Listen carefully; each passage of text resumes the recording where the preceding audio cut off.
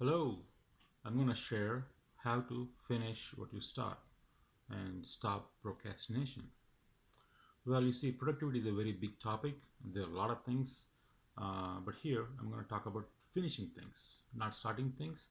Now, it's already people are a little bad about starting things, but they're even worse finishing things, and I am one of them in the past compared to my progress.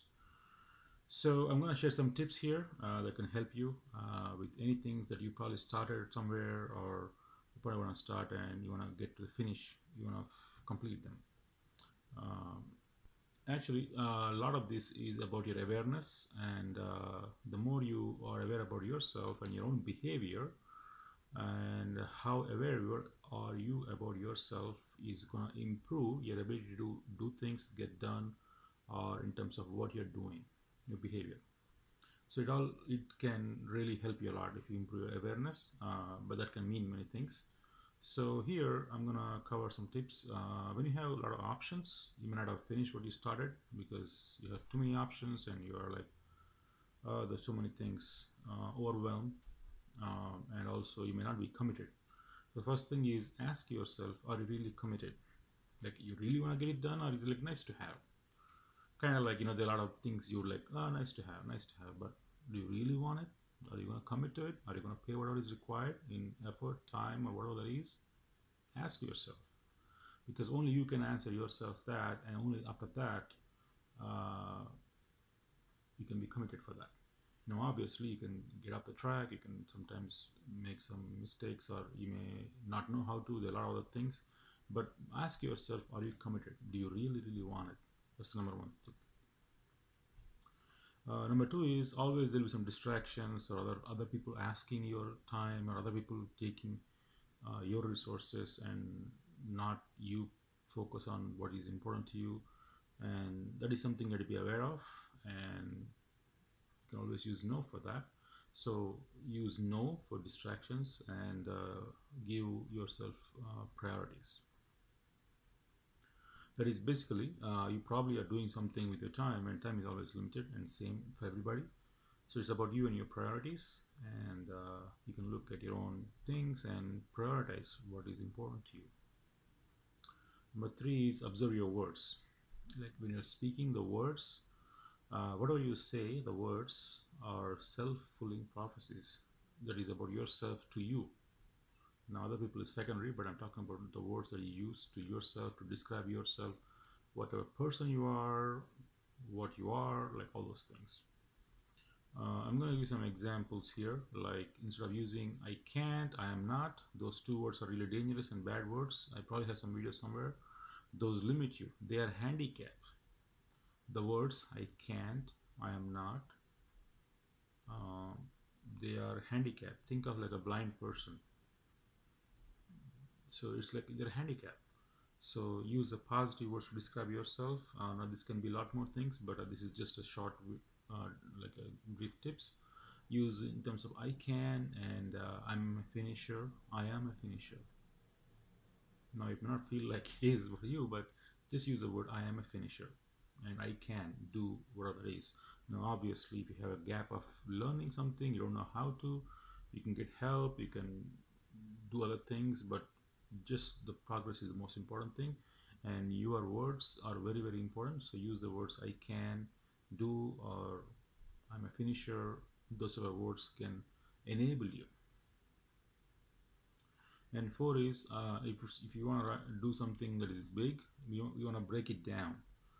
Because let's say if you want to write a book or you want to do some project, and it's like multiple things, you probably want to break it down so that way it's manageable and something you can do one day at a time or one piece at a time.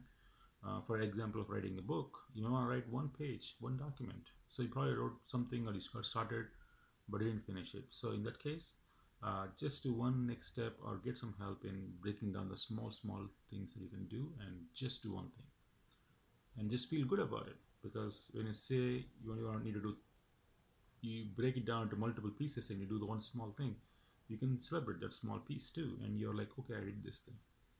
That way you're making some progress. Number five is improve your discipline. Basically your discipline is about your habits, your behavior. and it always comes to your productivity. Discipline is one of them.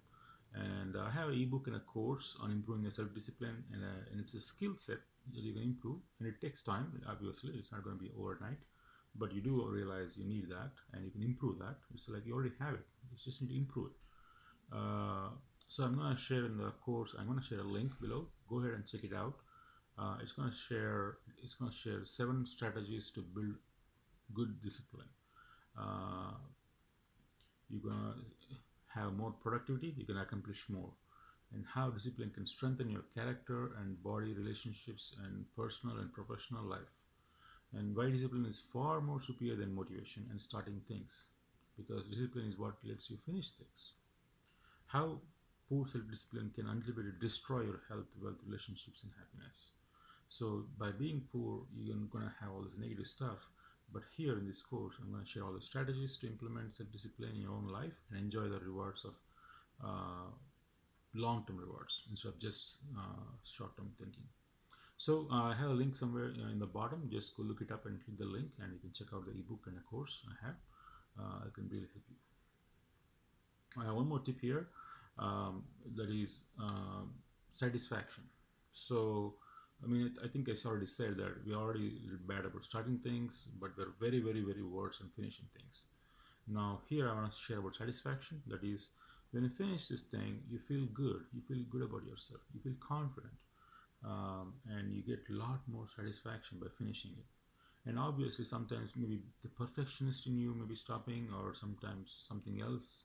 But remember, something that's 80% done and good enough is good enough. Like ship it, like just finish it, 80% done enough, so you can just wrap it up and like it's done. Now, obviously, you can always improve, but 80% done is and finished is ready for the world out there, or it's done and it's like you're finishing it and moving on instead of like open and not like cut. So by having a clean cut and it's done, finished, and moving on, even if it's 80% done, it's much much more valuable, much more important than having it not finished. So and also you get satisfaction, and you can always improve later on if you want to, but at least like finish. This is done. You finish it. So basically, stop the perfectionism if that is for you, and even if it's 80% done, 70% done, it's good enough, and finish it. And remember the satisfaction you get it by finishing it. So those are the tips I have about finishing stuff, and all these can help in your productivity, and that can whatever that means to you. And oh, I have one more bonus. Well, ask for help. Ask for help is like anybody. Like sometimes, like I said, you may not know how to if it's some complicated thing or some subject. There's always a lot of things you may not know, like how others can help you, how others you are helping to others in your team, in your environment, wherever you're helping other people. You also can get help from other people. Ask for help. It can be just friends, or it can be like at work, or it can be anybody else, or even a coach. Get a coach, and having accountability with a coach helps a lot. Like I work with multiple coaches on multiple topics. It helps a lot because you get new perspectives and you get a lot of uh, accountability as well. But there are other benefits you can get by coaching. Um, so all these you can get some training, new skills that can also help. So how, I know all these tips. I shared a lot of tips here, almost 7, and they are helpful.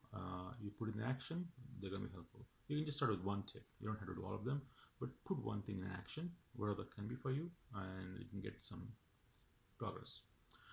If you like this, go ahead and comment in the below if anything you want to share, and also subscribe if you haven't. I'm going to do some good stuff.